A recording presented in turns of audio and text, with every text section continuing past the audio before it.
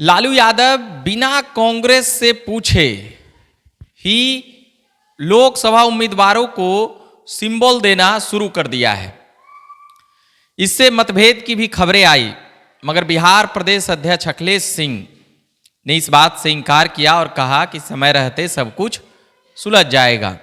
Aurangabad seat पर कांग्रेस के उम्मीदवार रहे, वहां से जीतते आए हैं कांग्रेस के कई दिग्गज, मगर पिछले 2 बार से सबको पता है कि एनडीए के उम्मीदवार काफी बड़े मतों से अंतर से जीते हैं।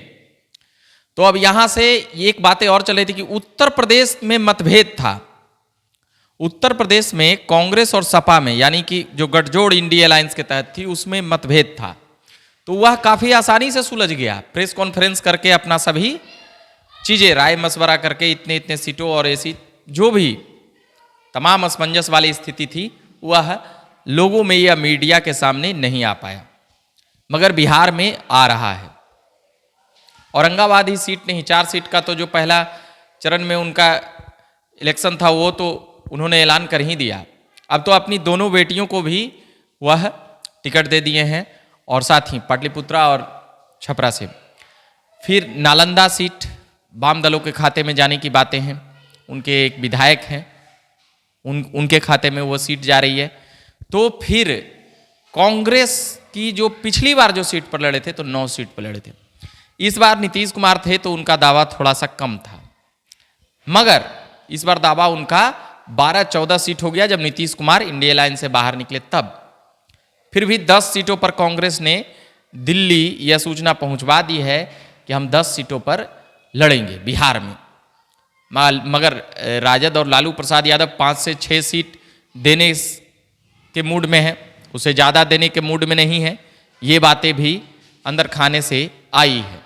तो अब यहाँ पर और एक समस्या और है कांग्रेस में कि उनके कोई ऐसे ठोस प्रत्याशी भी कई सीटों पर नहीं दिख रहे हैं। एक दावा राजद यह भी कर सकती है कि यहाँ पर कांग्रेस से ज़्यादा सभी सीटों पर उनके वोट है, तो वहाँ पर भी कांग्रेस थोड़ा सा पीछे हो सकती है।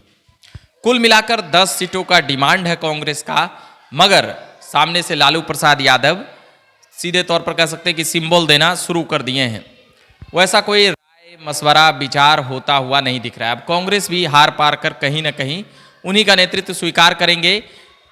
साथ ही यह भी कहा जा रहा है कि अखिलेश सिंह जो कभी लालू यादव के करीबी थे और लालू यादव की पार्टी से वह केंद्र तक की सत्ता तक सफर किए, और मगर इस बार भी राज्यसभा लालू प्रसाद यादव ने जिस प्रकार से सदाकत आश्रम में जाकर खुलेआम जिस प्रकार से वह कहते हुए नजर आए, तो इस बात से भी इनकार नहीं किया जा सकता कि लालू प्रसाद यादव और अखिलेश सिंह का जो यहाँ प्रदेश अध्यक्ष है, इन दोनों का ट्यूनिंग इतना अच्छा है कि कोई ऐसी परेशानी होती हुई नहीं दिख रही है। तो कांग्रेस यहाँ पर बिहार में केवल छोटा भाई नहीं बनकर रहेगी राजद का, पिछलग्गू भी बनकर उसे रहना होगा। ये बातें कुल मिलाकर समझ आई, क्योंकि बिना राय मशवरा विचार के ही राजद अपने मनमाने ढंग से टिकट बांट रही है। यह लालू यादव की राजनीतिक ताकत भी दिखाती है, यह उनकी राजनीतिक सीनियरिटी भी दिखाती है।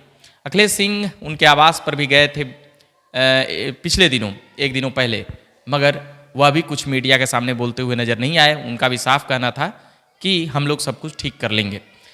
हम लगातार खबरें ला रहे हैं, सुना रहे हैं, आप भी बने रहे झकास भारत पर। मेरा नाम रविकांत हुआ, धन्यवाद।